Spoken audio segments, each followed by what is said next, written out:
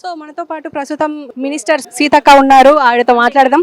ఆ, మేడం నమస్తే. నమస్తే. మేడం ఎలా ఉంది ఇక్కడికి వచ్చి? అంటే ఇవాళ ఫస్ట్ అవతరణ దినోత్సవం 10th యానివర్సరీ నడుస్తుంది. ఎలా జరిగింది మ్యామ్? అందరం చాలా ఘనంగా ఈ యొక్క తెలంగాణ పండుగ దినోత్సవాన్ని జరుపుకోవడం జరిగింది. దశాబ్ద కాలం అయిపోయి ఈరోజు 11వ సంవత్సరంలోకి అడుగుపెట్టడం సందర్భంగా మేము కూడా మినిస్టర్స్గా మరి ప్రత్యేక అధికారిక కార్యక్రమాన్ని నిర్వహించుకొని మా ములుగు నుంచి ఒక ఆదివాసీ బిడ్డ ఈ యొక్క డ్రామా జూనియర్స్ ప్రోగ్రాంలో సెలెక్ట్ అవడంతో నన్ను ప్రత్యేకంగా జీ తెలుగు వారు ఆహ్వానించడం జరిగింది.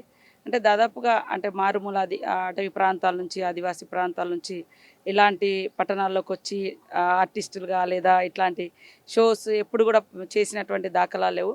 అందులో వెరీ బ్యాక్వర్డ్ గొత్తికోయ ట్రైబ్స్, ఇతర ట్రైబ్స్ నుంచి ఇక్కడికి అందరూ వచ్చిర్రు. వాళ్ళందరితో నేను కరోనా టైంలో కానీ గత దాదాపు 10 years నుంచి వాళ్ళ కష్ట సుఖాలలో భాగం పంచుకున్నా. ఈరోజు ఒక అడుగు ముందుకేసి ఈ ప్రపంచంలోకి వచ్చి మా యొక్క జీవితాలను ఉన్నది ఉన్నట్టుగా చూపించడం కోసం డ్రామా జూనియర్ షో చేసిరు. అది చాలా సంతోషం అనిపించింది. అందుకనే ఇక్కడ ఈరోజు ఇలా గడపడం జరిగింది.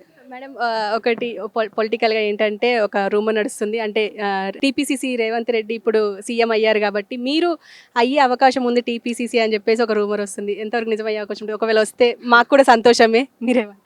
అలాంటిది ఏం లేదండి. ఏదైనా పార్టీ అడిగినప్పుడు నా మనోభావాన్ని వాళ్ళతో చెప్పగలుగుతా. నా దృష్టిలో అంటే నాకు అలాంటి ప్రశ్న అయితే ఎదురుగాలి ఈ రోజు వరకు. బయట అయితే ప్రచారం అవుతుంది.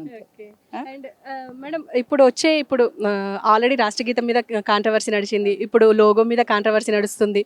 అంటే ఇలాంటి కాంట్రవర్సీల మధ్యలో ఇలాంటివి అవుతున్నాయి ఎలా మేడం? అంటే ఏదున్నా అసెంబ్లీలో డిస్కస్ చేస్తాము. తర్వాత అందరి ఒపీనియన్స్ తీసుకొనే లోగోకి సంబంధించి కూడా నడుస్తుంది. లోగో కూడా అన్ని తెలంగాణ మొత్తం ప్రజల ఆకాంక్షను ప్రతిబింబించే విధంగా ఉంటే బాగుంటుందని నా ఆలోచన.